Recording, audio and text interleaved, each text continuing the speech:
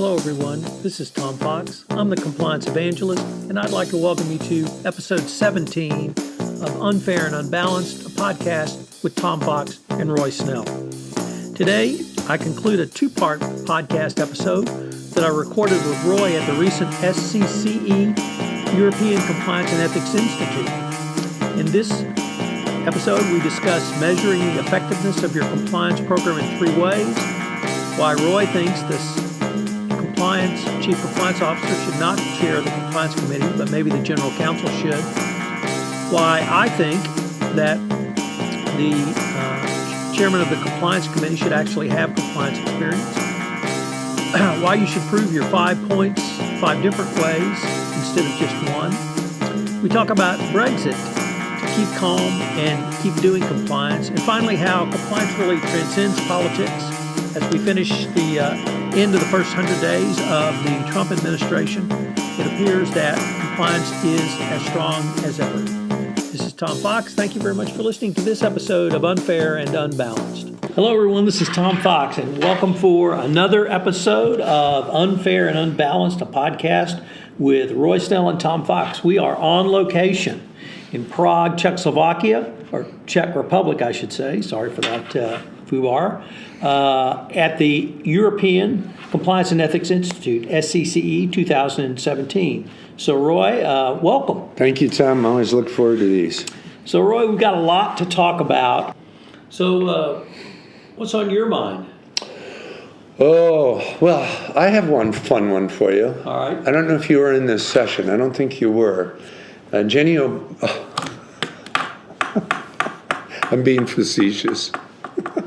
Jenny O'Brien and I and a guy named Tom Fox did a session on influence. And I got a question that was just fascinating. I was telling people that I don't think the compliance officer ought to be the chair of the compliance committee. Right. For 22 years, people told me I'm wrong. The majority of people believe I'm wrong. And I've listened to every objection there is, and I still think it's a wasted opportunity. Of course you could run it. Of course you could run it better than anybody else. But it's a seat of authority. It's a seat of accountability unlike any other opportunity you have to give someone. When I was a compliance officer 20 years ago in a physician group practice, we gave it to a doctor. When we needed to go talk to doctors, they said, well, who do you think you are, administrator? And I said, well, sorry, you can't play that card. I got the chair of the compliance committee here who agrees with me. And he's with me, and he's going to explain to you what I just explained to you, and he's going to back me up, and you're probably going to listen to him, because you doctors listen to doctors. So I was asking the audience that if they had compliance committees, many had. I said, who chairs it? And I got a really bunch of great answers. It was about the fifth person before I got somebody who said the compliance officer, which I needed to make my point. Right. Somebody had a board member, somebody had top leadership, and somebody said general counsel. And there's a couple of people in the room who know that I think there's a conflict of interest sometimes between defending the company, circling the wagons, and that sort of thing. And the compliance officer is supposed to be completely independent and gather all data, good and bad, and present it to leadership. We don't want to get into that right now. But suffice it to say, anybody knows, I think there ought to be great independence. And the couple of people in the room who thought I would think it was crazy for the general counsel to chair the compliance committee was waiting for me to go a little bonkers. Problem was I never thought about it, and luckily for me, I just didn't react. I said, well, let me think. Does this fit with my logic? Does this fit with the idea that I want to use that slot? I mean, the compliance officer can still set the agenda. Sure.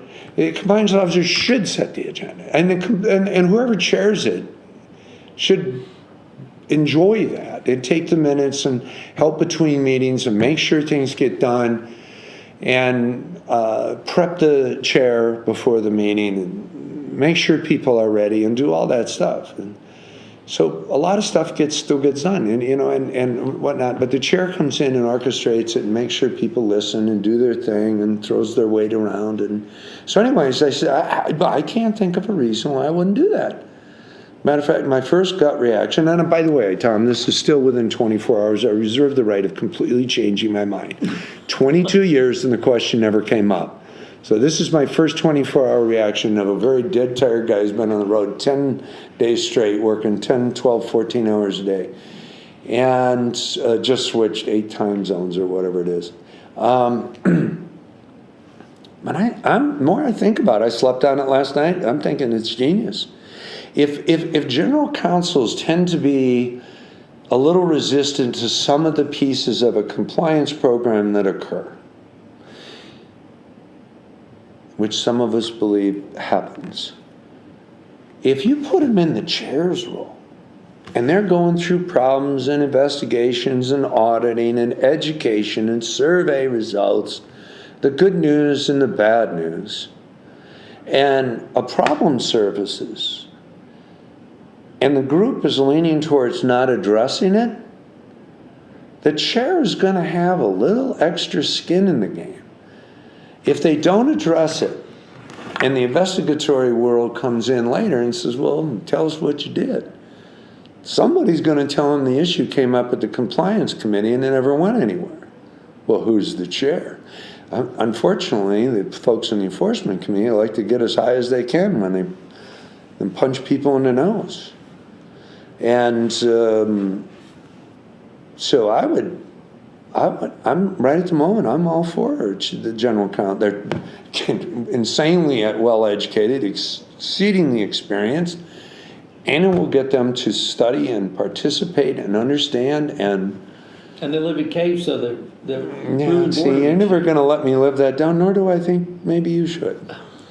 And again, just to be clear, it's not everybody. It was a sweeping, unfair generalization about in-house and outside counsel who, in my opinion, and by the way, there's nothing in that document that is new. We've been saying it for 22 years. I've got documents that are older than your children and that say that stuff. But now it's all important to the outside counsel and the general counsel, and because the DOJ said it instead of their peers like you. Did they listen to you? Let me ask you this. Have all your outside counsel you've met over the years, and you've been evangelizing the role of the compliance officer in the function and compliance program, has any outside counsel or general counsel disagreed with you? Been resistant? Numerous times. I'm not talking about you weren't in a cave. You were outside the cave screaming, come out of the cave. But you are appropriately defending your profession, so in the end you win. So let me go back to your point about the compliance committee, because I don't think it's wrong to have a general counsel, but what I would say is it's a missed opportunity. The opportunity being if you could have your COO or CFO or executive vice president be the chairman, I think that's a step towards not only the operationalization, but when you have a non-lawyer, non-compliance professional chairing that committee, I think it gives it extra stature. Well, let me ask you this, and this is me backpedaling now on 24 hours of thinking and thinking it might be okay. Here's another thing that it might put the general counsel in a tough spot. The general counsel's part of their role is to defend the company from outside attack. Rightfully so, because there's a lot of unfair lawsuits and enforcement activities sometimes might go a little too far and they don't see all the good, and the general counsel has to be there helping leadership, saying, see everything, appreciate what we've done, here's our view of what happened, and they're there to defend the organization in part, one of many roles. Now, if you're chairing the compliance committee, and the compliance committee is supposed to be this unbiased, look at all the facts, gather all the good news, bad news, under attorney-client privilege when appropriate, and bring that news to the leadership and say, maybe we got an outside independent opinion from a guy like Tom Fox who understands corruption laws like nobody else, and we think we ought to turn left or right. Does that put the general counsel in an odd spot? Because they got to rip off this hat, and I am the chair of the turn over the rocks, look at all the information, and then the next hour they're in their office defending the company? It is a bit of an internal conflict, and I guess the other one I would think of is that you might want to have the general counsel and the legal department, if they're doing the investigation, kind of independent of the group that's going to make a decision based upon the facts of whatever the facts. How logical is that? It's brilliant. Two teams of people, one of them taking the spirit of compliance and ethics programs seriously, gather all the facts, bring it to leadership and that sort of thing, and at the same time another effort is underway to make sure that whoever is accusing the organization of whatever, and making what ultimately could be a case to a judge, jury, or mediator, that both sides are presented properly. So two separate things going on. You know, at a minimum, the general counsel on the compliance committee, of course, there are companies, a lot of them with the general counsel / compliance officer. So, we're debating a thing that could be done a number of ways. I know people are very successful, ethical, regulatory, compliant companies that take a lot of approaches. We're just, as we've been doing for a long time, debating best practice and options and various ways of going about doing it. But I would suggest to people to take a serious, long, hard work. Have a compliance committee. Right. They should have your back. There should be a group of people, including maybe a board member, that study, no more, meet 12 times a year. Be aware of what a compliance program is and what the current things that are going on. So when the big thing happens, you don't have to educate and share the problem. You got a handful of people who can go to the rest of the organization, the C-suite, the board, eventually maybe to the enforcement community, and say whatever they need to say, and they say it with great acumen, because they've been brought along for years. That's what we got out of ours. I did some things 22 years ago that were just not being done anywhere in the country. I mean, major problem was found, a major problem was dealt with. Typically, there is not a team of people that get it. There's some poor soul running up down the hall with their hair on fire alone. I was able to bring the compliance committee through every step of the investigation. I proved the point about 5 different ways with 5 different groups of experts. You wouldn't have to do so much today because they never heard of a compliance officer and compliance program. You think there's resistance now. Trust me, there was more 22 years ago. But by the time I got done, there wasn't a person in that room who wasn't saying, this is ridiculous. Why did you take this? It wouldn't be that long, but why did you take this many steps? Right. And I said, because this is new. We have to tell people who question what we're doing that we proved it 5 different ways. I'm going to tell this story in a little bit bizarre way, but I actually found the person who wrote the law. I flew him in. The sentencing guidelines? I'm going to have to go into more detail here. In healthcare, the biggest risk area is billing. Right. And the law is built around a set of codes, that this code means this thing happened and you should pay this much. Right. And I just so happened to be friends with the doctor who chaired the committee that created the codes for the particular area where we found the problem. I flew him to our organization, showed him some samples of what had been done, and he said, this is not right. And the people that I was in disagreement with said, well, he's an idiot. So I actually asked the individuals involved, who would you trust? I'd gotten our in-house experts. I had hired 2 consulting firms and a law firm. I brought in the guy who chaired, the doctor of this subspecialty chaired. And then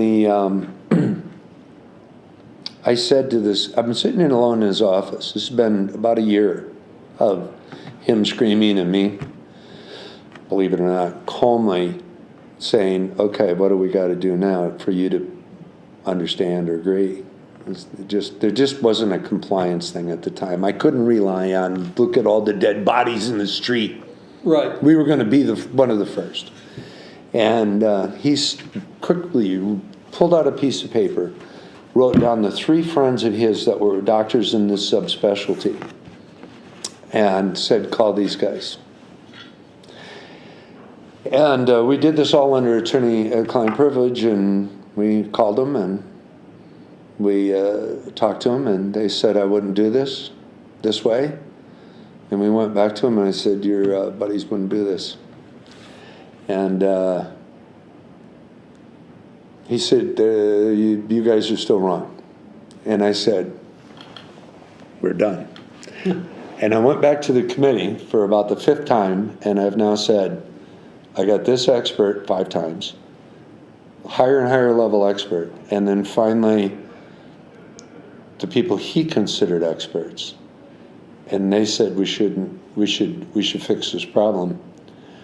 And at this point, there are people who, if I would have just walked in the room and said, our expert says it's wrong, they would not have backed me.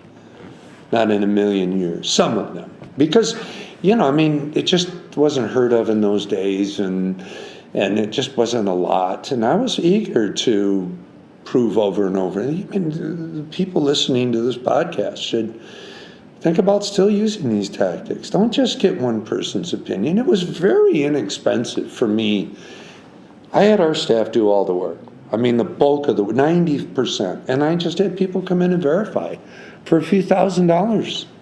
It really wasn't that expensive. It didn't take that long. Government investigations take 3 times the time I took. Right. So maybe a little side point here, Tom, is and again, and I got to use you as an example because we do this podcast together, but if somebody's out there with a question about corruption and they've checked with their in-house counsel and they think this, and they checked with the other experts in the building or whatever, or maybe an outside counsel they typically use, it's kind of an FCPA expert, go get somebody like yourself who've been doing nothing but this for years. Amen to that. Listening. Flat fee, monthly retainer. Very, very reasonable. And I answer questions. I would just get as many people to, people don't want to make a mistake. Leadership doesn't want a mistake. So here's my experience when I've been that person on the other end of the phone. I get the call, Tom, we want to do this. This is proposed. I said, walk me through your thought process. Walk me through your analysis. What did your analysis show? And the answer is always, they were right to start with. They just needed an outside person to validate that they were right. Well, excuse me, but people used to make fun of this. People won't listen to me unless I bring in the guy with the out-of-town plates or whatever the joke is. And there's some legitimacy here. Look, I have gone to the dark side. I have been a CEO since 2001, 16 years, whatever it is. And I have people coming into my office every week. Oh my gosh, their hair is on fire, which concerns me because it's a health issue. No smoking in the office. and this is the end of the world, and we've got to fix it. And it turns out that CEOs see maybe 7, 8 out of 10 people turn out to be wrong. They want to use 10 tons of resource for a 1-ton problem. And they come in sometimes with no data. They come in with lousy data. They come in with passion and emotion and one expert. I don't want to see people spend hundreds of thousands of dollars. It doesn't take hundreds of thousands of dollars to get expert opinion. Sometimes you need a bigger project and it costs a lot of money. But in terms of doing what I'm advocating, I think it should be respected that it is needed by leadership to say, I can prove to you that this is a 10-ton problem and requires X number of tons of solution, because I've not only studied it with every internal expert I can, but I've also got one or two outside people, and then there's some data and case study and information or whatever it is you got to do. Why not be efficient, but prove 5 different ways what it is you're trying to get leadership to do? You have to be empathetic, which is what you and I and Jenny talked about. In a sense, you're in a negotiation, you're in communication, and you're doing all this stuff, right? Interpersonal skills at this point. Some facts, some data, some analysis, some whatever else, but get in their head. Try and have some empathy for these people that sit on the board, come to 4 meetings a year, don't have a lot of time, have 20 other things as important as compliance on their board agenda every month, every quarter. Understand that leadership has people coming into their office with their hair on fire every month. Be that person who does a better job of proving your own point. Prove it 5 different ways. Be efficient with your time. You can do it. It's a good idea. So we've got about 10 minutes left, and I want to really change the focus and the topic, because I heard something at the first keynote this morning that really struck me, and the panel was on Brexit and what Brexit means for compliance. And Jonathan Armstrong of Cordery had lined up the UK ambassador to Czech Republic to speak. She had to pull out at the last minute, so he got a couple of his colleagues to pinch hit for her. And they said some things that I think actually you said and I said, but I want to lay them out in the context of the U.S. election and compliance and Brexit and compliance. What they said about Brexit and compliance was, number one, the UK Bribery Act's not going away. UK is going to enforce its own laws. Number two, whatever EU laws there are against bribery and corruption, those are going to be kept in place, because the EU is interested in having consistency of at least laws across Europe, including Britain. My wife would say Britain is not part of Europe. It's separate. But the UK has an interest in also having a trade deal with the EU. And that's what they want out of this. The EU wants a divorce. Britain wants a trade deal. And as part of that trade deal, they're going to have a consistent application of almost all laws that they have in place now. What's going to be missing is the European Court of Justice will not have jurisdiction over UK laws. It'll be UK courts. The bottom line was keep calm and do compliance. Now, you didn't use that exact phrase in November and December, but you wrote about compliance in the context of the new administration. Then President-elect Trump had made several negative statements about the FCPA. And you and I both thought that whatever he may or may not think about the FCPA, compliance is not going away. And compliance is not going away because as Britain sees that law as a positive for trade with their European brethren, we in the United States, and more importantly, businesses in the United States, see that law as a positive for U.S. business interests. And that compliance is not going away. If Donald Trump pulled out a magic pen and could actually do something, including repeal of the FCPA, which he hasn't done, and the Attorney General and the Assistant Attorney General that have been nominated, and indeed the SEC chair nominee, have all come out in favor of continued enforcement of U.S. anti-corruption laws, including the Foreign Corrupt Practices Act.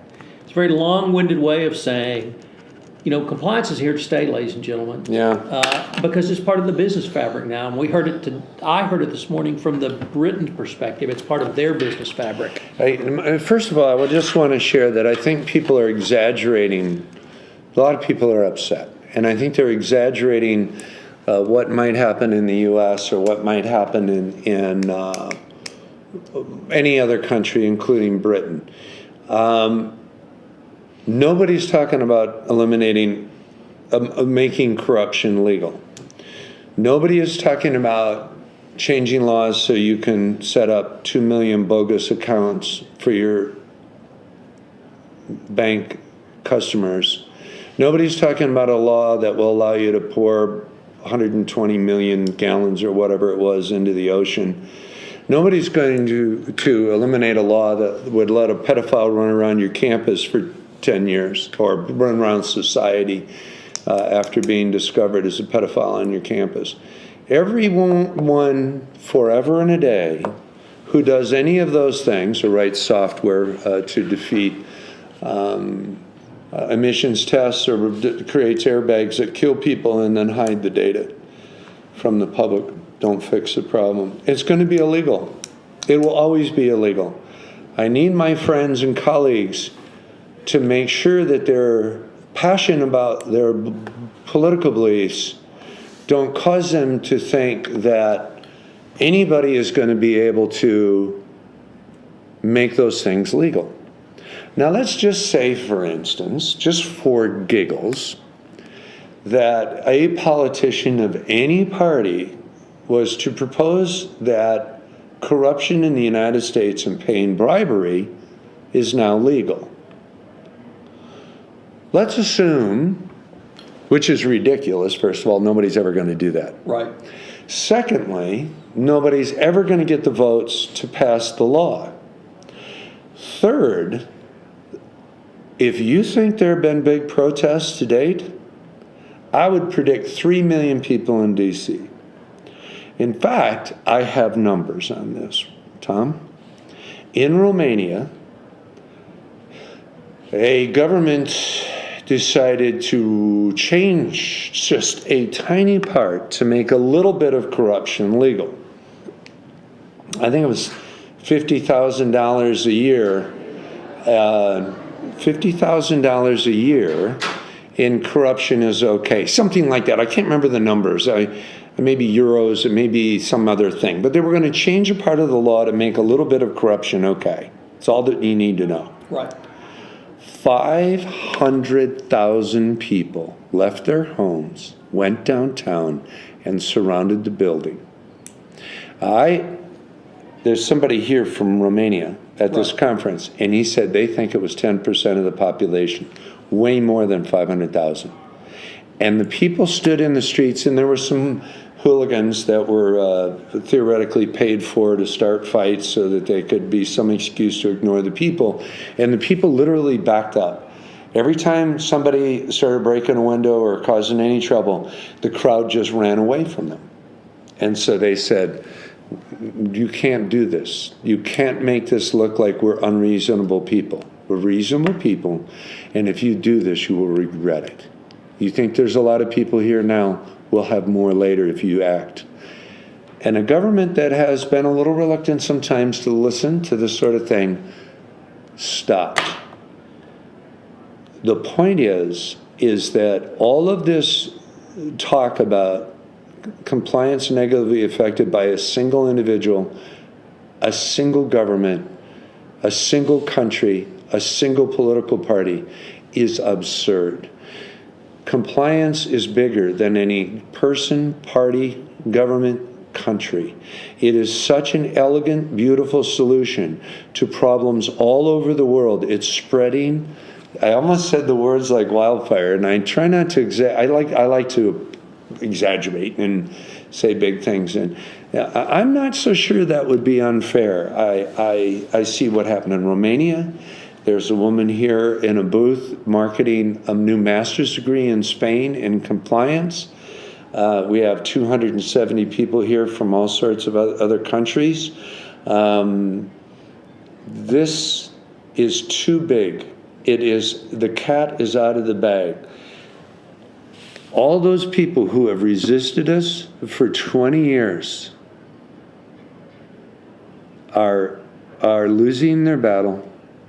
Nobody's going to be able to come in and stop it, because this is good for human beings, it's good for companies, it's good for countries. Companies that are more ethical and regulatory compliant are going to outpace their competitors, because trust is a key factor in partnering and entering into businesses in new countries. Countries that get more of their companies to do this are going to be more economically successful. If you look at, I think it's Trace, where they list corruption index of countries. Transparency International. Transparency International list of most trusted to least trusted companies or countries in the world. Right. And then you list next to it the most highest level of standard of living to the lowest level of standard of living. Those lists are terrifyingly close. People in the top, all countries in the top third are in the top third of both lists, middle third, and bottom third. It's really a little more close than that. And the point being is that in the global economy is here, it's a done deal, it's over. You as a company or a country want to be successful economically, you got to sell your stuff everywhere, your products or your services. To do that, you got to be trusted. If you have no rule of law, your country is going to suffer dearly. If you have the rule of law and you don't enforce it, you're corrupt. You're going to suffer dearly. You have the rule of law and you enforce it, you're going to do better. If you have compliance programs in every company finding problems before they start on a real-time basis, rather than wait for the government to catch you, those companies in those countries are going to do better. Nobody is going to stop this.